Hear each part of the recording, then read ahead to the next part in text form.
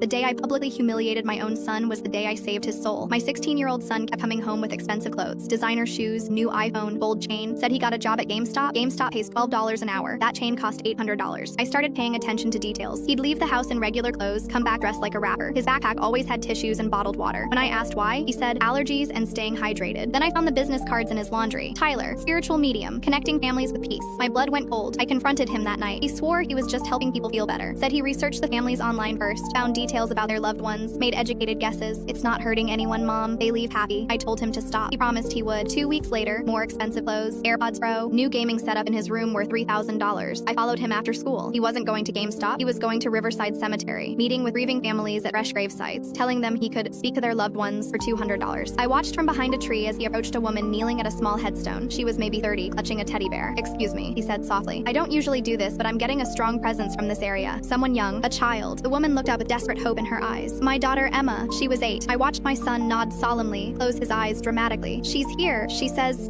she's not in pain anymore. The car accident happened so fast she didn't suffer." The woman gasped, started crying harder. "She wants you to know she's playing with other children now. There's a playground where she is. She says she misses your bedtime stories, but the angels read to her now." This woman was sobbing, reaching toward the headstone like she could touch her daughter. "She's worried about you not eating. She says you've lost weight. She wants you to take care of yourself, to be happy, to buy something nice for yourself because you deserve it." The woman nodded frantically, pulling crumpled 20s from her purse. Thank you so much. This is everything I needed to hear." My son pocketed the cash and gave her his card. "Call me if you need to hear from her again." I've never felt rage like that. This wasn't just stealing money. He was weaponizing grief, playing puppet master with a mother's shattered heart. I followed him to 3 more graves that afternoon. An elderly man visiting his wife, a teenage girl at her grandmother's headstone, a middle-aged couple at their son's grave. Same routine every time. Vague statements about peace and love, telling them their dead loved ones wanted them to treat themselves and be happy. Every single person paid him. He made $800 in 2 hours. That night at dinner, he casually mentioned needing money for a school trip. Asked if I could spot him $50. The audacity made my hands shake. I started researching. Found online reviews praising Tyler the medium. Desperate families calling him a godsend and a miracle. One review mentioned a suicide attempt prevented by Tyler's message from beyond. These people weren't just clients. They were addicts. And my son was their dealer, selling them hope manufactured from their own desperation. I printed screenshots of every review, every fake testimonial, every photo of expensive items he posted on social media. The next day was parent-teacher conferences. Perfect timing. I arrived early and set up a projector in the main hallway where all parents walk through. When my son saw me setting up equipment, he looked confused. "Mom, what are you doing?" Then I hit play. Security footage from the cemetery. Audio recording from my phone hidden in his backpack. His voice crystal clear. "Your daughter says she's watching over you from heaven. She wants you to be happy and buy something nice for yourself." Every parent in that hallway stopped walking. Teachers gathered. My son's face crumbled as he realized what they were seeing. "This is my son," I announced to the crowd, teaching him that actions have consequences. He lost every friend, had to change schools, spent his savings paying back victims. That was 2 years ago. Yesterday, he graduated from a program training therapy dogs for grieving families. He still won't speak to me, but I sleep better knowing I stopped a monster.